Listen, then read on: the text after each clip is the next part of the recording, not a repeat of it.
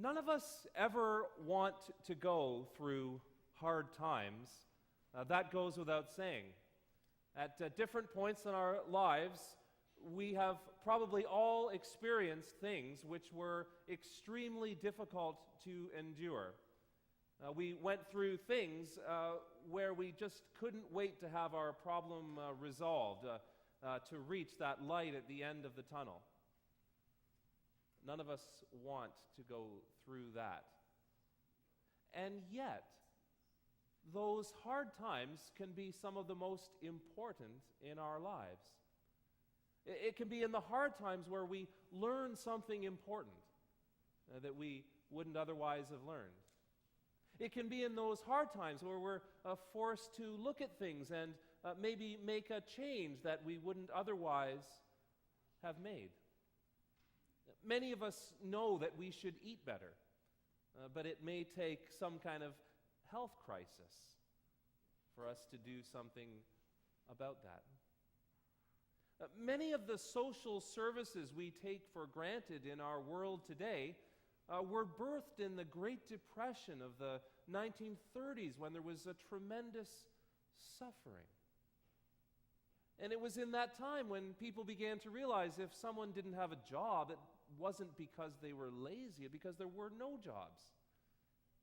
And so things like government pension, unemployment insurance, minimum wage were birthed out of this time of crisis. The same principle applies to our spiritual lives.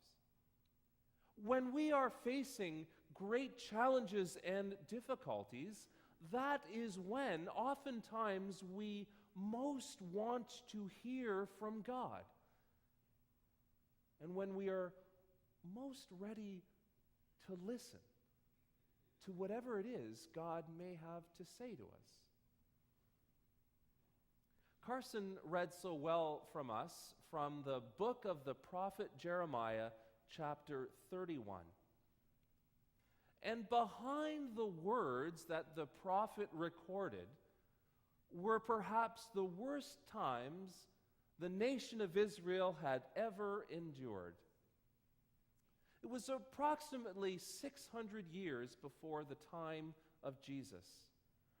For some decades, Israel had been colonized by the Assyrian Empire. After some years of power and prominence, the Assyrians were conquered by the Babylonians.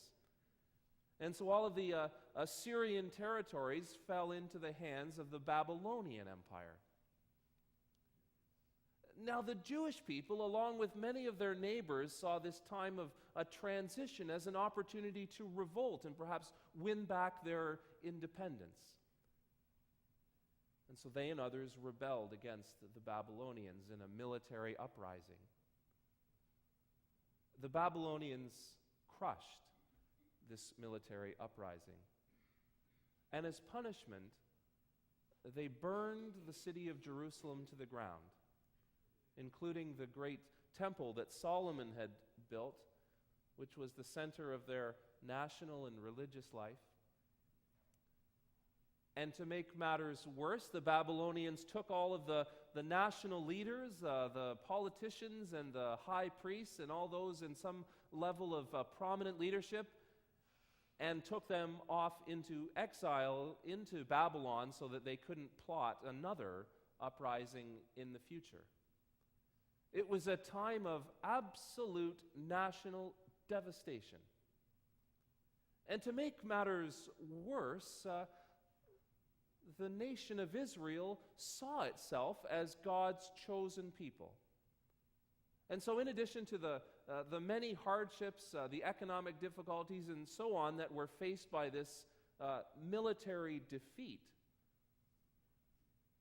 they questioned in their minds, does God care about us? Are we really God's people? Is God not able to do anything about our suffering? Those questions may sound familiar to some of you. You may have asked them in your own times of difficulty. And it is in that context that the prophet Jeremiah records for us some of the most wonderful words of hope we find in all the Bible.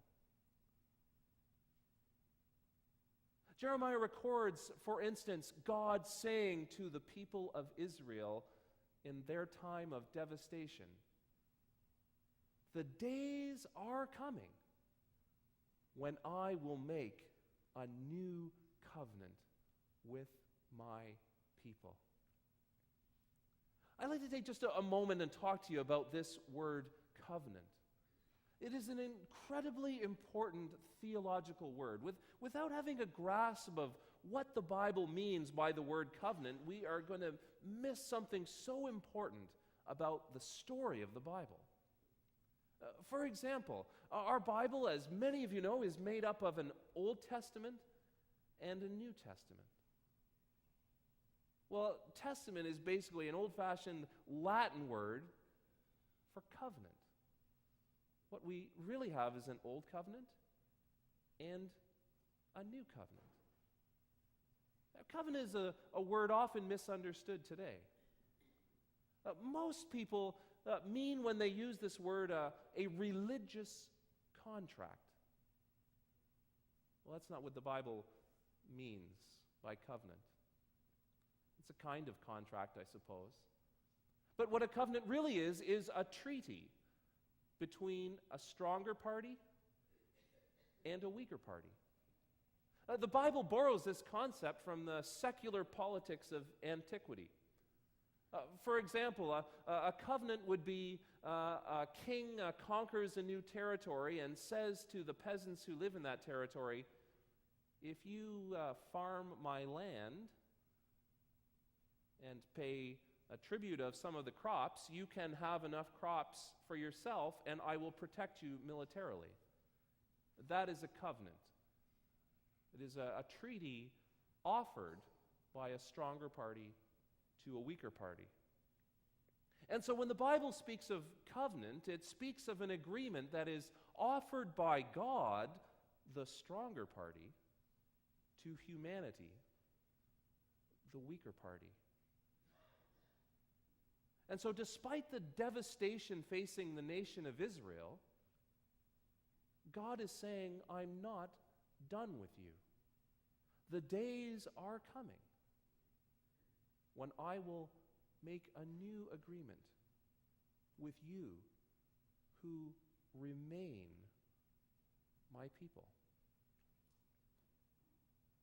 Wonderful words of hope in a time of darkness. Several years ago, Chris and Margot were driving down to Pearson Airport, and they were in a terrible car crash. Both of them were injured badly, Chris especially. He was in a coma for 9 weeks, and he was in hospital for a total of 17 weeks. Chris would say that he had some church in his background, but by no means was a practicing Christian. By no means had any kind of living faith in God. And when he first woke up and was laying in the hospital bed in recovery, and even after he began his physical rehab, spent a great deal of those first few weeks in bed, he began to ponder a poem which came to his mind. It was the verse of an old hymn he had learned as a child. It said, "Turn your eyes upon Jesus, look full on his wonderful face, and the things of this earth will grow strangely dim in the light of his glory and grace." And though it was not his habit, he began to enter into a routine of prayer. And as he spent some of that time lying on his back in prayer, he began to see that some of the prayers were answered in ways he could not have expected. He began to feel that God's presence was around him, and that even though he was going through great difficulty, that God would sustain him through this difficulty. Chris would have described himself previously as a person who was arrogant, self-centered, at times unkind, interested in money above all else.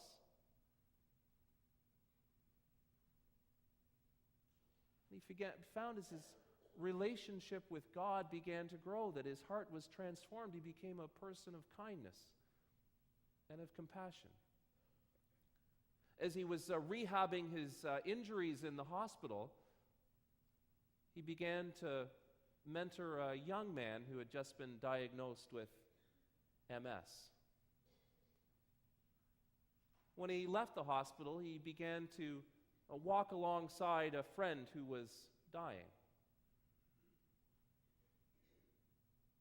He even became a lay preacher in his local congregation, which he had joined. Things that he would never have done before. And looking back, he saw God at work in this time of hardship in a way that he had never seen God at work before. And because of this terrible accident, so many good things had come about.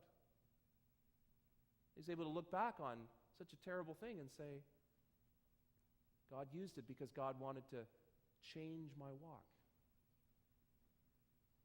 Corrie ten Boom was a Dutch Christian in the last century. She and her family had a watch repair business in the city of Haarlem.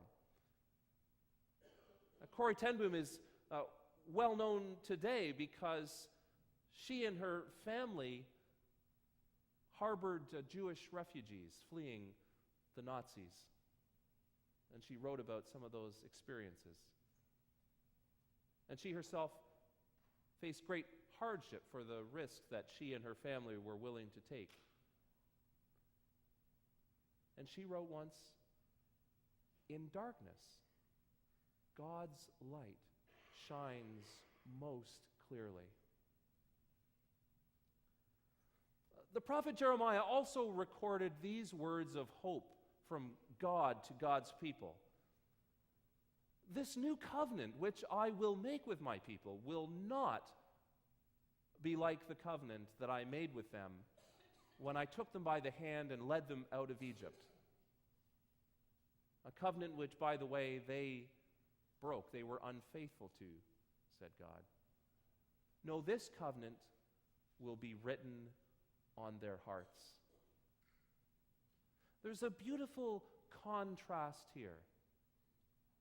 On the one hand, we have the first covenant.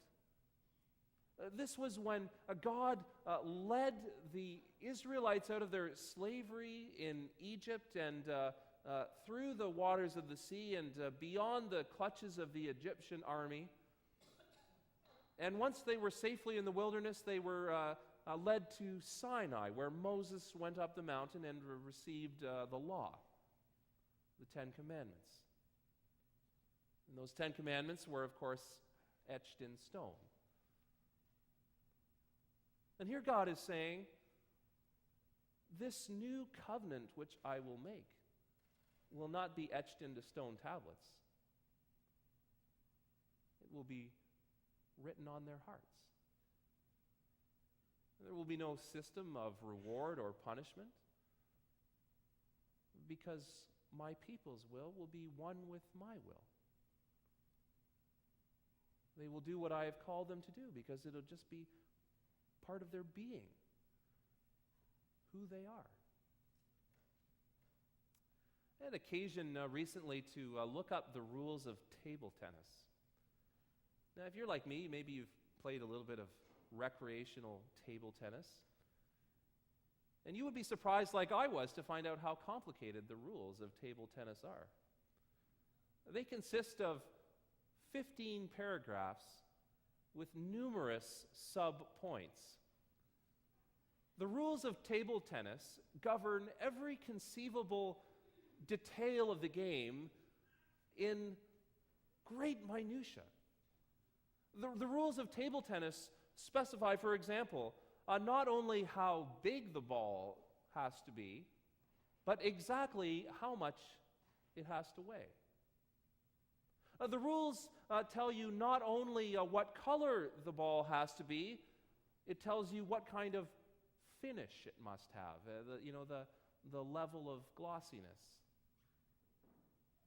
It also tells you the 2 or 3 materials of plastic that are acceptable for making a regulation ping pong ball.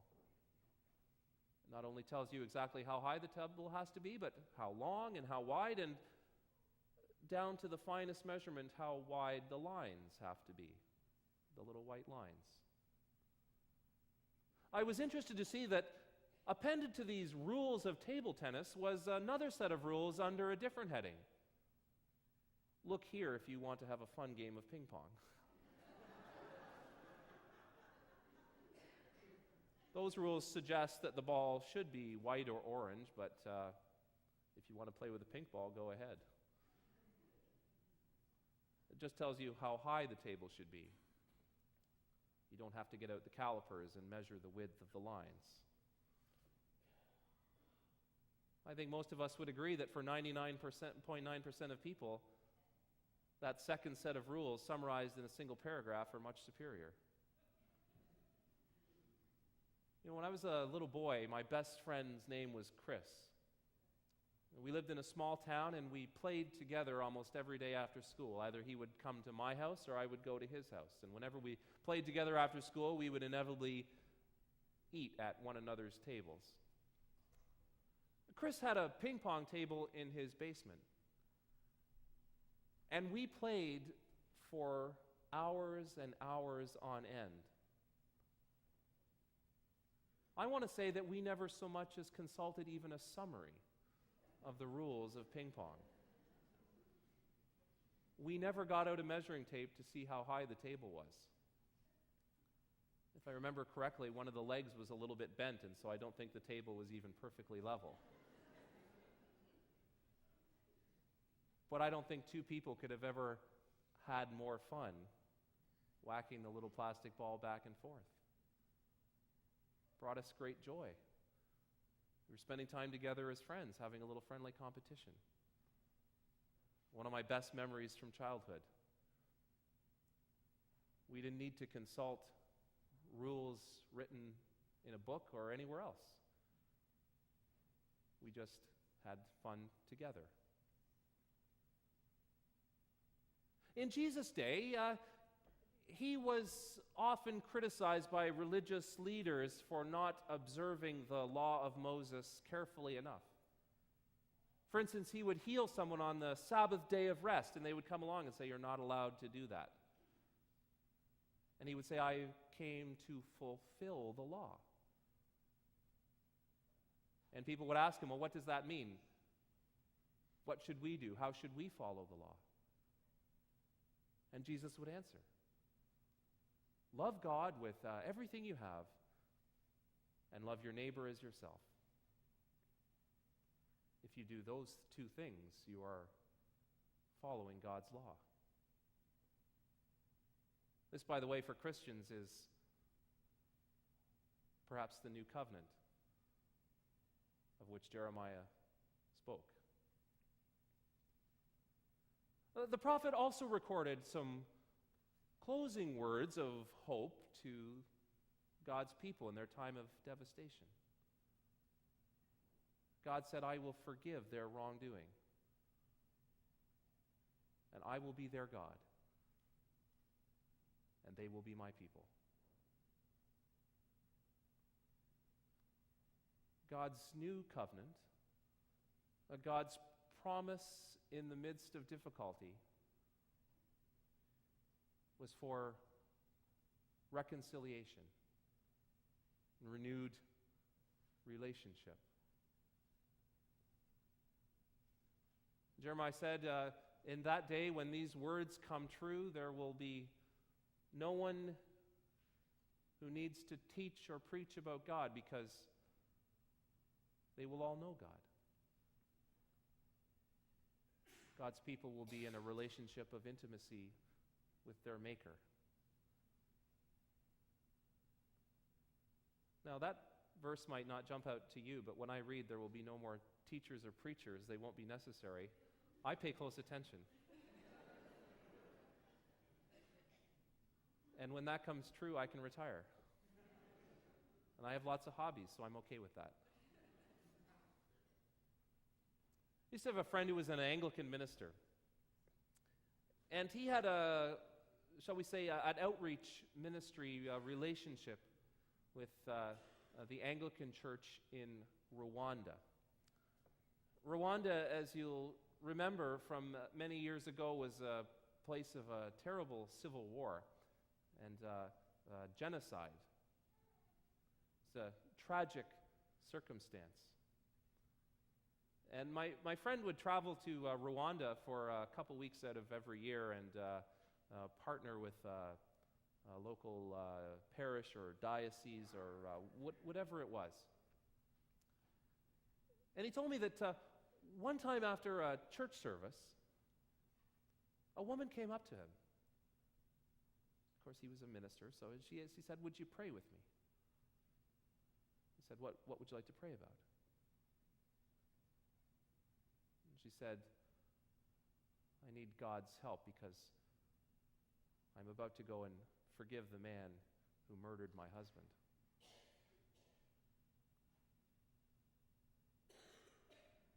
That's what God's new covenant looks like. Forgiveness, reconciliation, and healing. The love of God was jumping up and hitting us in the face.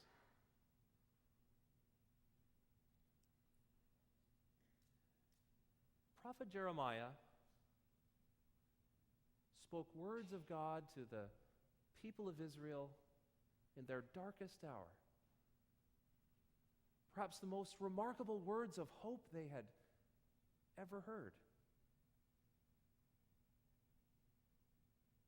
Words they would never have anticipated, and even when they heard them, they must have viewed the promise with skepticism. And yet we, looking back, certainly from the Christian perspective, would see that those words have come true, or at least begun to come true, in the life and ministry and death and resurrection of Jesus of Nazareth. The one who instituted in a real way the beginning of this new covenant and the promise of God that comes with it. That took a long time. Jesus lived about 600 years after Jeremiah. But nonetheless, it came true. God's timing isn't always our timing. Think of President Franklin Delano Roosevelt, who in the 1930s proposed this New Deal, this new social contract. The New Deal did not end the Great Depression as he'd hoped it would. The Second World War ended the Great Depression. But following the war, when those ideas had had time to settle and policies were refined and strengthened, some 20 years after they'd first been introduced, what had been created was a new kind of society with a more effective economy and greater prosperity than probably even Roosevelt could have imagined. When we are going through our own hard times, it can be difficult to see a light at the end of the tunnel. It can be difficult to imagine that God will bring good out of it. It may not happen when we think or when we want, as soon as we would like. If if we are God's people and seek to be faithful to God, God promises to bring something out of our hardships. We may learn something vitally important. We may see some change we could never have anticipated. God will bring something good out of the challenges we face.